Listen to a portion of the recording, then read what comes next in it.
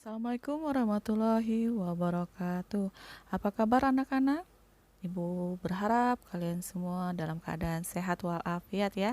Oke, ayo semangat belajar meski belajar dari rumah. Oke, kali ini bersama Ibu Nisa kita akan memasuki materi bab kedua tentang teks pidato persuasif. Oke, apa saja tujuan dari pembelajaran kita kali ini? Tujuan pembelajaran kita kali ini yaitu agar kalian bisa memahami pengertian pidato. Yang kedua, agar kalian bisa menemukan informasi yang terdapat dalam pidato. Dan yang ketiga, yaitu agar kalian bisa menelaah struktur dan ciri kebahasaan teks pidato. Satu persatu akan kita bahas ya. Oke, kita mulai dengan pengertian pidato. Secara umum, pidato memiliki pengertian sebuah informasi atau gagasan yang disampaikan oleh pembicara di depan umum. Oke, kita masuk ciri dari pidato. Ciri teks pidato yang pertama yaitu tujuan. Maksud penulis atau pembicara menyampaikan pidato. Hal ini dibutuhkan agar pidato fokus pada materi dan tidak berkembang. Jadi tujuan kita berpidato itu apa? Jadi harus sesuai dengan materinya agar tidak kepada materi-materi yang lain. Fokus pada tujuan pidato kita. Oke, ciri yang kedua yaitu materi jelas, hasil elaborasi dari informasi yang dikumpulkan, bukan hanya pemikiran sendiri. Maksudnya di sini materi yang kita sampaikan itu merupakan sudah kita cermati secara tekun informasi itu apa ya yang akan kita sampaikan ya. Kemudian ciri yang ketiga yaitu objektif, menggunakan data atau informasi untuk memperkuat hal yang disampaikan dalam pidato ya, harus sesuai dengan data dan informasinya.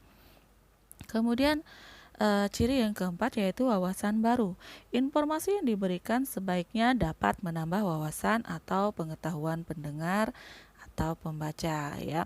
Di sini tentu akan lebih menarik pidato itu apabila kita menyampaikan sebuah informasi yang terbaru ya. Dan yang kelima itu kesimpulan. Sebuah pidato yang baik harus merangkum semua materi yang sudah disampaikan. Ini akan lebih mudah pendengar memahami tujuan dari pidato kita ya. Oke, selanjutnya kita akan bahas dari tujuan pidato. Tujuan pidato yang pertama itu untuk memengaruhi. Teks pidato bersifat persuasif. Teks ingin mengajak pembaca untuk setuju dengan apa yang disampaikan. Ya, mempengaruhi ya, persuasif itu mempengaruhi. Kemudian yang kedua, tujuan yang kedua yaitu informasi. Sesuatu yang disampaikan dapat berupa hal baru yang belum diketahui orang banyak, seperti yang kita sampaikan pada ciri teks pidato tadi. Kemudian yang ketiga, kesan. Kesan yang diberikan bertujuan untuk memengaruhi pendengar atau pembaca. Jadi tujuan pidato untuk memengaruhi orang lain untuk mengikuti apa yang kita sampaikan yang bisa berupa informasi dengan kesan yang kita berikan kepada pendengar atau pembaca. Pidato persuasif, apa sih pidato persuasif? Pidato persuasif adalah pidato yang bertujuan untuk mengajak, meyakinkan atau membujuk pendengar dengan menyajikan berbagai macam argumen dari sudut pandang pembicara. Pidato persuasif bersifat membujuk. Jadi, secara tidak langsung, pidato persuasif mencoba memengaruhi pendengar atau audiensi untuk mengikuti atau melakukan ajakan yang disampaikan pembicara setelah mendengar argumen-argumen pendukung yang disampaikan dalam pidato tersebut.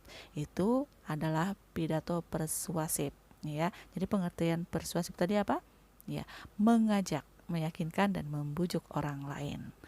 Oke, kita akan bahas selanjutnya yaitu struktur teks pidato persuasif. Yang pertama, struktur itu terdiri atas 3 yaitu pembukaan, isi, dan penutup. Kita akan bahas satu persatu. Kita mulai dengan pembukaan. Pembukaan itu terbagi lagi menjadi 3. Salam pembuka. Salam pembuka itu misalnya Assalamualaikum warahmatullahi wabarakatuh atau selamat pagi, selamat siang, selamat sore, selamat malam.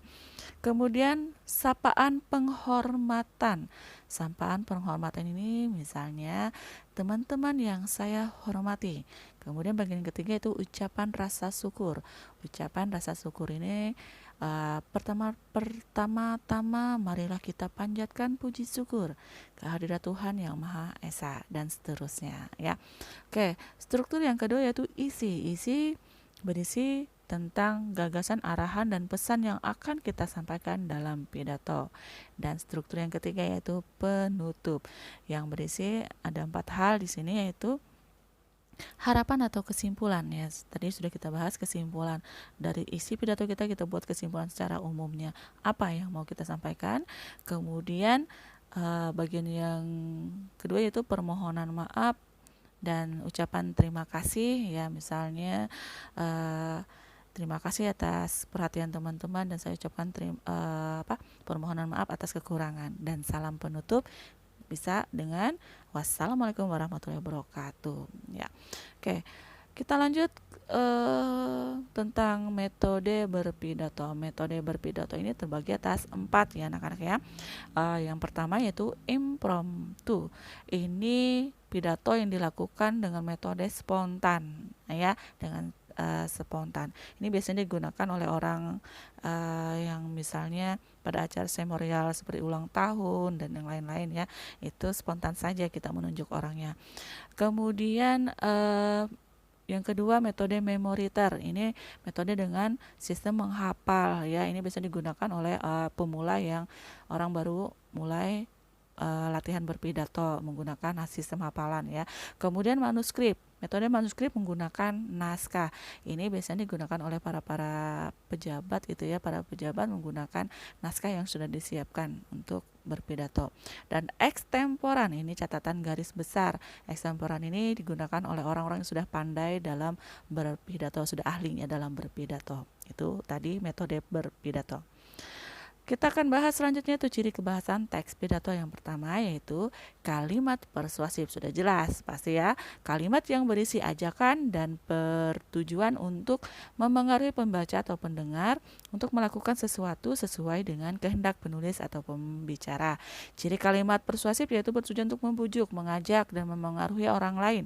Biasanya menggunakan kata ayo, mari, dan kata lain yang bersifat mengajak.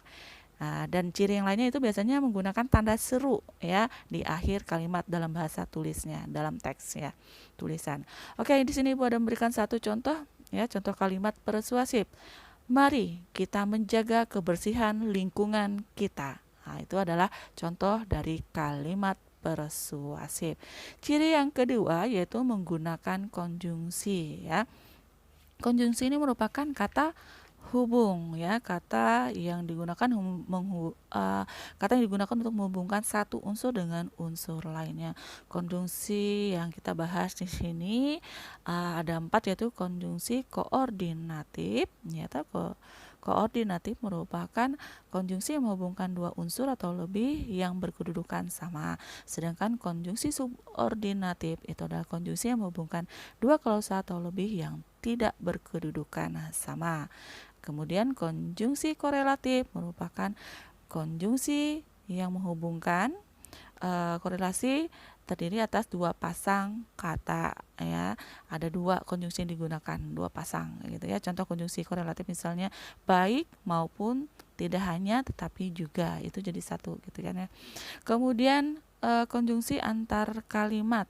Konjungsi antar kalimat merupakan konjungsi yang menghubungkan kalimat dengan kalimat ya. Secara lebih jelasnya untuk materi konjungsi ini akan Ibu bahas pada materi selanjutnya. Kita akan membahas tentang konjungsi ya, karena banyak sekali jenis-jenis dari konjungsi ini ya. Oke. Demikian materi yang Ibu sampaikan pada kali ini. Semoga dapat bermanfaat untuk pembelajaran kita ya. Ibu sangat berharap apa yang Ibu sampaikan kalian bisa pahami, dan jika ada yang kurang jelas bisa kita lanjut dalam aplikasi belajar kita ya. Terima kasih Ibu ucapkan atas perhatiannya. Ingat, tetap semangat belajar ya anak-anak. Salam sehat untuk kita semua. Billahi taufiq wal hidayah. Wassalamualaikum warahmatullahi wabarakatuh.